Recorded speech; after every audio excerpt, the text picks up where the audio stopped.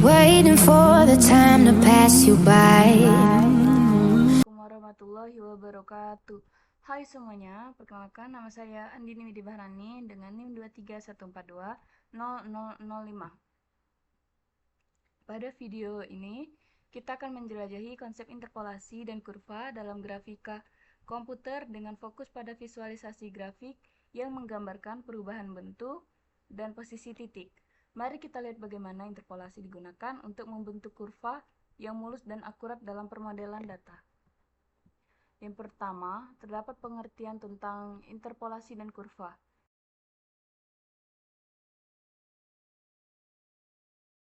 Interpolasi adalah proses memperkirakan nilai fungsi atau variabel di antara dua titik data yang diketahui. Ini membantu untuk mengisi ruang di antara titik-titik yang kita miliki, sehingga bisa mendapatkan gambaran yang lebih lengkap tentang hubungan antara variabel-variabel tersebut. Kurva adalah garis lengkung yang menunjukkan hubungan antara dua atau lebih variabel. Kurva bisa berupa garis lurus atau lengkung yang kompleks, tergantung pada jenis hubungan antara variabel-variabel tersebut. Kemudian, yang kedua terdapat yaitu perpaduan interpolasi dan kurva.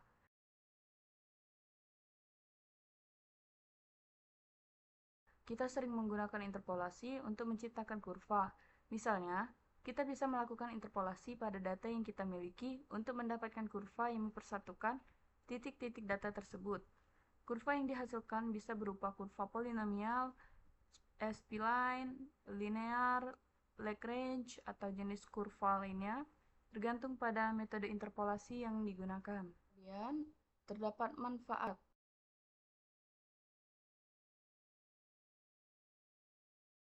Yang pertama, visualisasi data, prediksi nilai yang tidak diketahui, memahami hubungan antara variabel, dan membuat model yang lebih akurat. Visualisasi data yaitu interpolasi membantu menciptakan kurva halus yang menghubungkan titik-titik data, memudahkan identifikasi pola dan tren dalam data. Misalnya, interpolasi spline kubik digunakan untuk memperkirakan kedalaman laut antara Teluk Suak dan Pulau Lemukutan, menghasilkan visualisasi yang lebih akurat dibandingkan metode linear sederhana. Dalam grafika komputer, interpolasi juga digunakan untuk menghasilkan objek yang lebih halus dan realistis. Kemudian terdapat yang kedua, yaitu memprediksi nilai yang tidak diketahui. Interpolasi memungkinkan estimasi nilai pada titik-titik yang tidak memiliki data langsung, misalnya dalam pemetaan geografis. Metode interpolasi spasial seperti inverse distance weight atau IDW digunakan untuk memperkirakan nilai pada lokasi yang tidak terukur. Dalam bidang korosi, interpolasi linear digunakan untuk memperkirakan efisiensi penghambatan korosi, meningkatkan akurasi model prediksi. Terus yang ketiga yaitu memahami hubungan antara variabel. Kurva hasil interpolasi dapat menggambarkan hubungan antara variabel, misalnya dalam analisis regresi. Grafik fungsi digunakan untuk menganalisis tren dan memprediksi perilaku sistem berdasarkan hubungan antar variabel.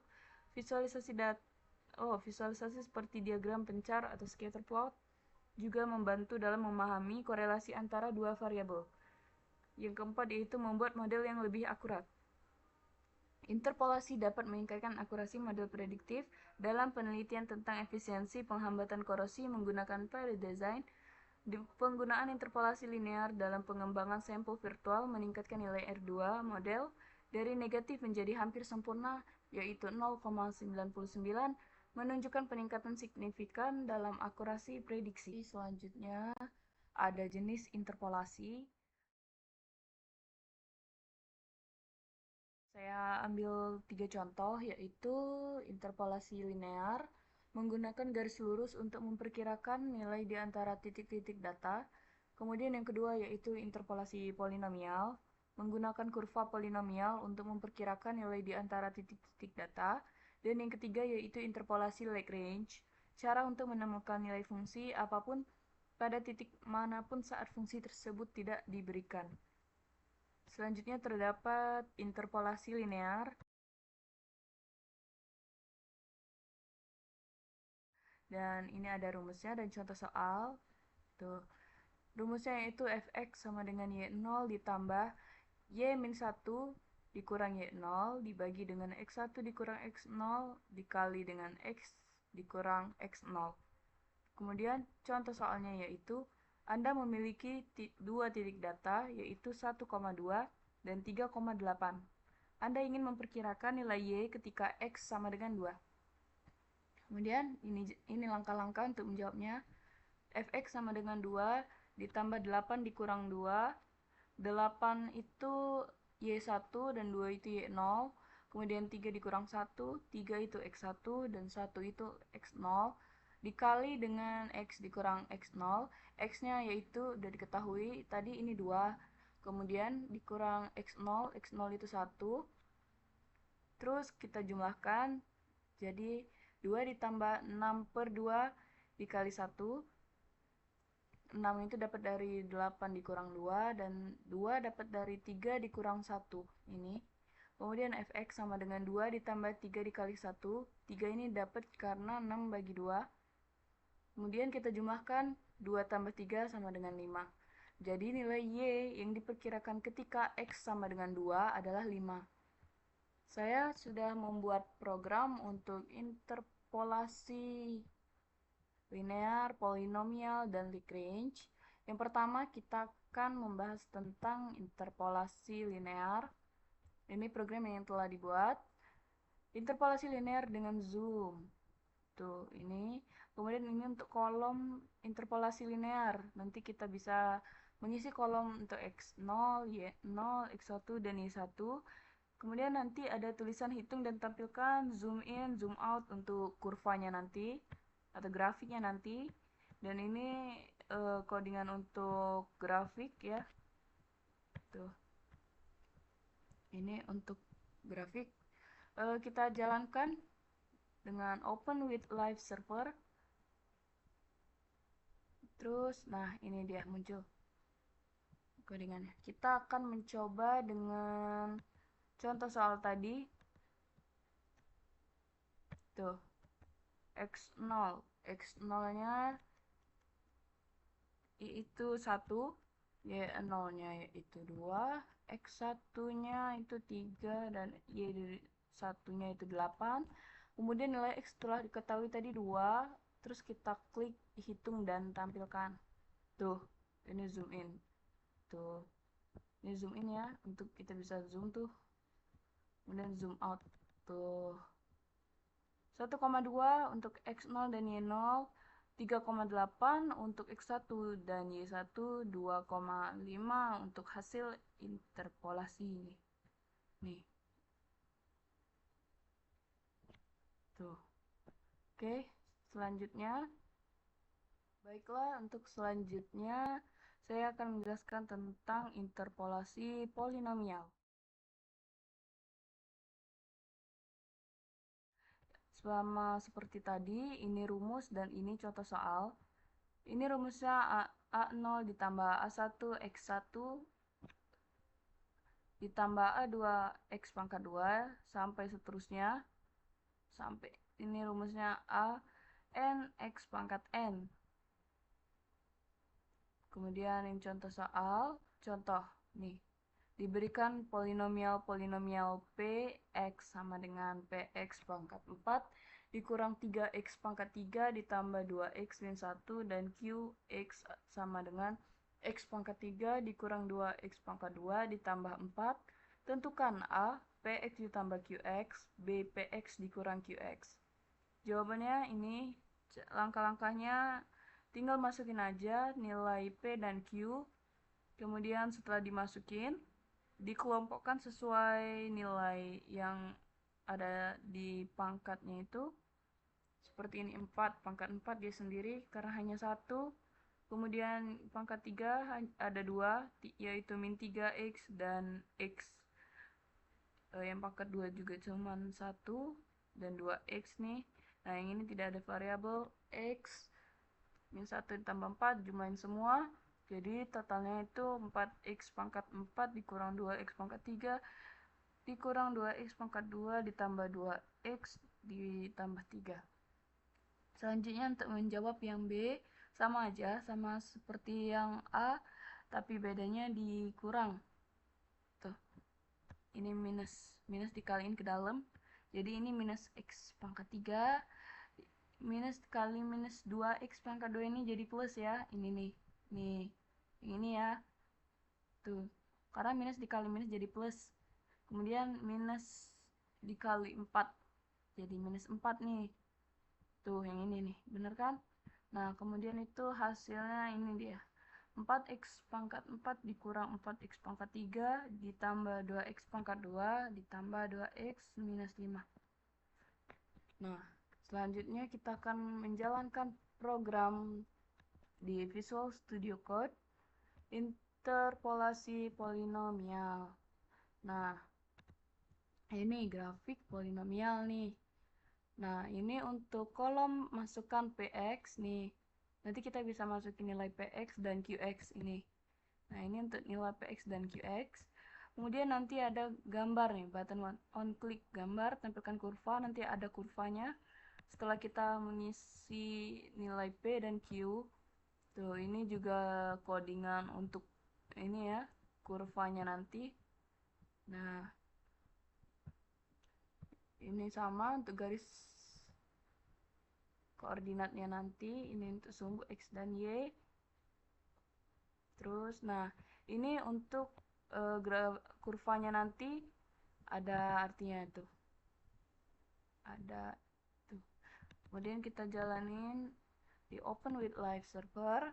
Tuh, gini hasil program yang kita buat tadi. Terus kita akan buat seperti contoh soal, kita masukin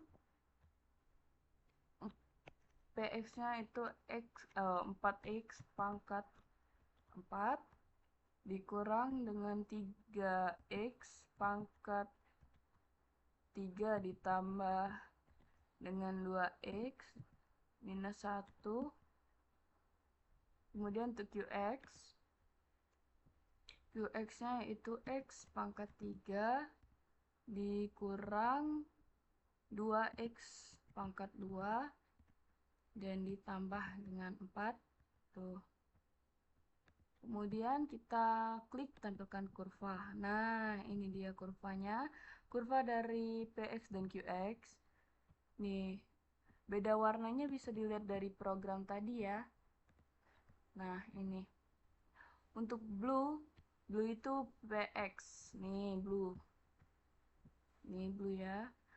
Itu untuk hasil 4x pangkat 4 dikurang 3x pangkat 3 ditambah 2x plus 1 gitu. Kemudian untuk red QX itu hasil dari QX nih, red. Ini red nih. Merah ya. Tuh, itu hasil dari nilai QX. Kemudian green hijau ini P plus Q, ini hasil nilai P ditambah Q. Tuh, ini ditambah ini, dua-dua ini. Terus selanjutnya untuk purple ungu ya. Untuk hasil nilai P min Q. Nih, kalau P dikurang Q ini hasilnya nih, kurvanya. Tuh. Oke. Selanjutnya, nah baiklah. Selanjutnya kita akan lanjut ke interpolasi Lagrange. Ini rumusnya nih.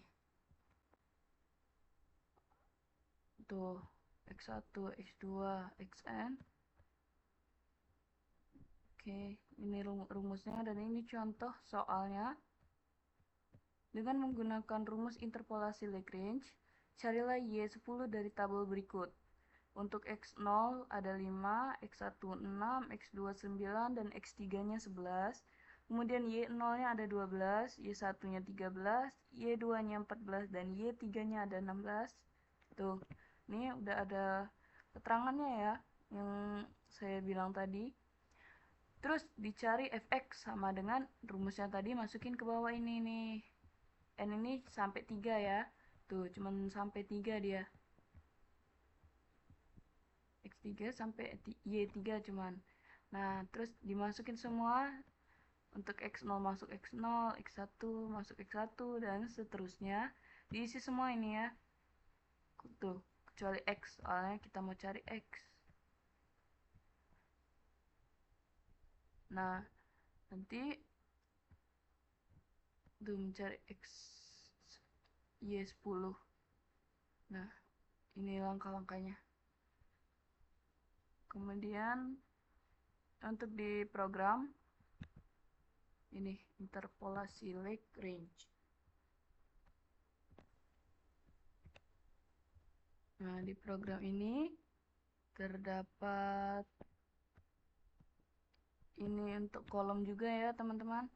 Ini kolom untuk X0, ini untuk X1, ini kolom untuk X2 dan Y2, ini kolom untuk X3 dan Y3, dan ini nilai X untuk interpolasinya. Itu kan yang dicari tadi 10 ya. Terus ada klik hitung nih. Hitung untuk mengetahui nilai X untuk interpolasi. Nah, ini nanti ada hasil interpolasi. Nah, dan ini program untuk kurva. Ada warna-warnanya nih. Nah, ada gambar grafik, ada data titik, ada hitung hasil interpolasi. Baiklah, akan kita jalankan. Open with live server. Nah, ini dia ya hasil program tadi. Oh, sorry. Kemudian kita coba untuk di Google ya. Oh, yang kita contoh soal kita tadi.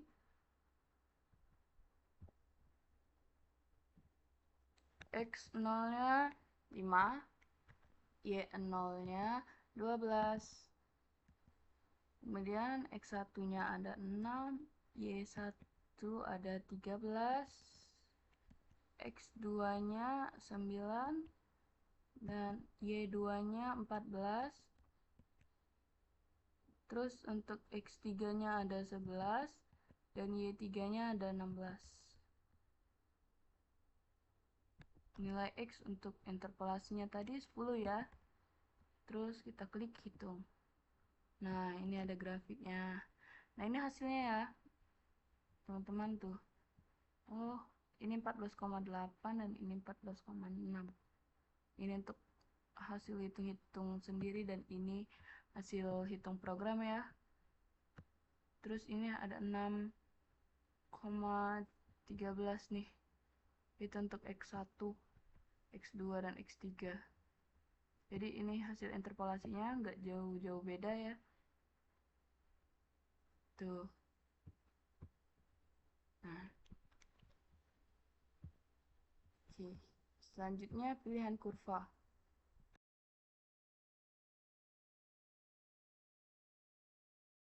Untuk pilihan kurva, pilihan jenis kurva yang akan digunakan tergantung pada data yang kita miliki dan tujuan analisis kita.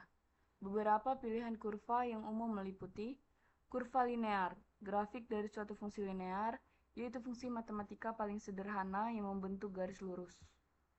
Tadi seperti contoh yang ini grafik, ini kurva linear nih, grafik lurus yang paling sederhana tuh yang membentuk garis lurus. Terus kurva polinomial, bentuk garis lengkung yang dihasilkan dari fungsi matematika. Nah, ini dia kurva polinomial, bentuk garis lengkung yang dihasilkan dari fungsi matematika. Ini lengkung ya. Nih, yang red, blue, green, sama purple. Kemudian terakhir ada kurva Lagrange, grafik dari hasil interpolasi Lagrange, yaitu metode untuk membentuk fungsi polinomial yang tepat melewati titik-titik data yang diketahui. Nah, ini fungsi yang tepat untuk melewati titik-titik data yang diketahui. Ini titik data yang diketahui ya. X1, Y1, X2, Y2, dan X3, dan Y3. Nah, selanjutnya kesimpulan. Kesimpulan ya, adalah interpolasi adalah metode untuk memperkirakan nilai di antara titik-titik data yang diketahui. Tujuannya adalah membentuk kurva yang mendekati pola asli dari data tersebut. Untuk interpolasi linear, Menghubungkan dua titik dengan garis lurus sederhana dan cepat, cocok untuk data yang berubah secara konstan, tapi kurang akurat untuk data melengkung, seperti interpolasi polinomial. Kemudian selanjutnya, interpolasi polinomial menggunakan fungsi polinomial untuk melewati banyak titik. Hasil lebih halus tapi bisa menghasilkan osilasi jika orde terlalu tinggi. Dan terakhir, interpolasi Lagrange, bentuk khusus dari interpolasi polinomial yang langsung menggunakan rumus. Seperti tadi ya, rumusnya yang banyak itu. Efisien untuk data sedikit, namun kompleks jika datanya banyak. Kesimpulannya, interpolasi berguna untuk membentuk kurva dari data terbatas. Pemilihan metode tergantung pada jumlah data, pola perubahan, dan tingkat akurasi yang dibutuhkan. Nah, jadi ini dia hasil penjelasan saya tentang interpolasi dan kurva ya, serta ada contoh pemrograman untuk di Visual Studio Code. Tuh. Dan hasilnya yang telah saya tunjukkan tadi. Nah, jika saya ada salah kata, saya minta maaf. Sekian dari saya, terima kasih. Wassalamualaikum warahmatullahi wabarakatuh. Hope the winds are changing.